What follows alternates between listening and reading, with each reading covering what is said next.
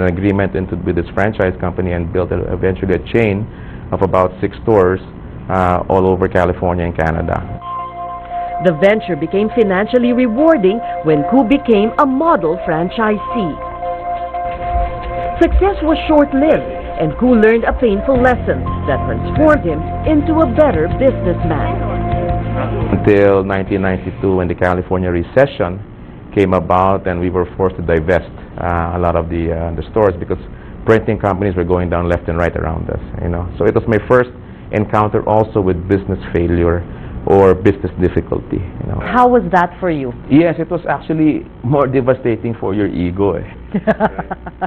Really? Not for the... Well, also the pocketbook, but really more of doubting yourself. Right? You did not see it coming. Exactly. When you're successful at that point in time, right, you just keep going. But you didn't know when you should, hey, you know what, take a pause, breathe, scan the environment and see what the next move is. I just kept expanding. So that's the lesson you learned, yes. That you don't exist in a vacuum. There are other... Yes, they should look at the economic situation and should look at what other parties are doing. Actually, you should look at when to exit.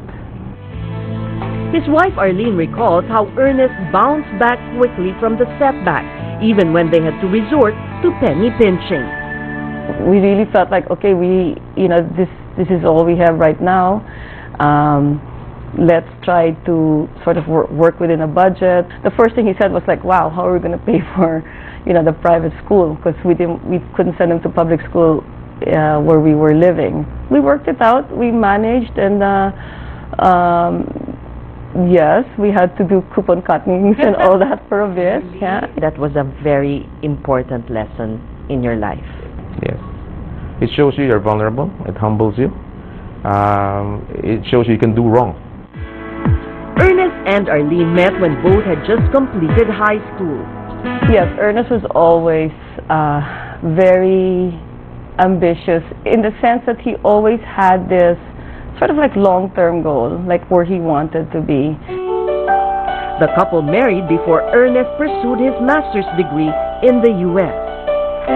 It's because of you that he's able to do all these conquering that he does. Well, because you have a family, right? Always from the get-go, that was what I wanted to do, was really be a full-time stay-home mom, bring up the children. So from the very beginning, that was the set role, not because Ernest wanted me to do that. It was really my decision to want to be a full-time mom. It was when life for the Koo household had taken an even keel that Ernest made another bold move. He decided to move back home when he was recruited by SPI Technologies, a pioneering firm in the business process outsourcing industry. At that point, I didn't really know what SPI actually did. It was only because I met the founder. The founder was this great Kiwi, Alan Fraser, who had built a great platform. And again, my entrepreneurial kind of nature took over and said, wow, look at this platform he built.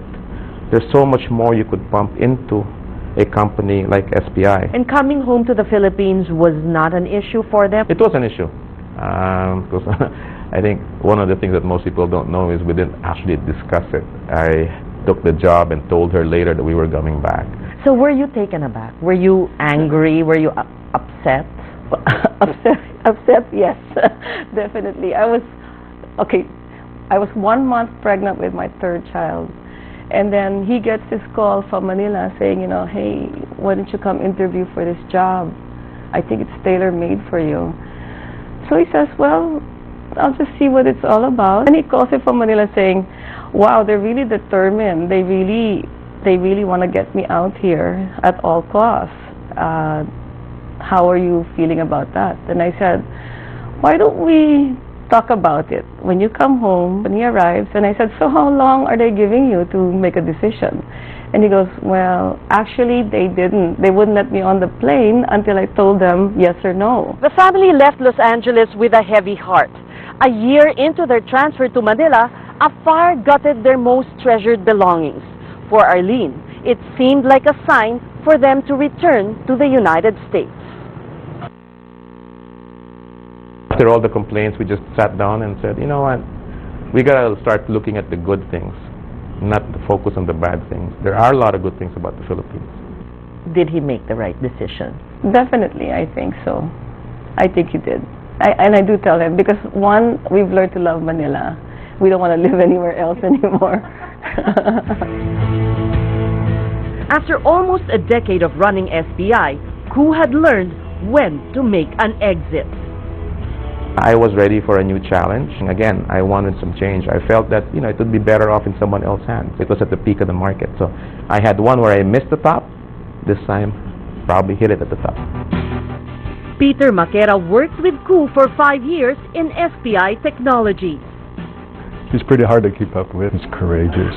I think this guy is he's very instinctive. He makes decisions very quickly, and he acts on them very quickly, faster than most people that I know. But more than running a company to be financially rewarding for its investors, Ernest Koo shepherded the growth of the BPO industry in the Philippines. I think that's been one of the greatest success stories probably in the last 10 years, showcasing Filipino talent to the rest of the world, and you're seeing now companies coming in droves to set up their offices in the Philippines. And I would say Ernest was, you know, one of the first people to that you would credit to show what was possible here.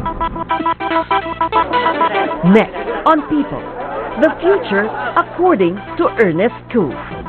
Here's Globe that presents itself. Hey, you know what? You got to do the best there and take the company to a different level that where you found it. Right? You know, so you know, I just take what I'm given. Right? And 91 million cell phone subscribers, 1.8 billion text messages sent daily, 26.5 million Filipinos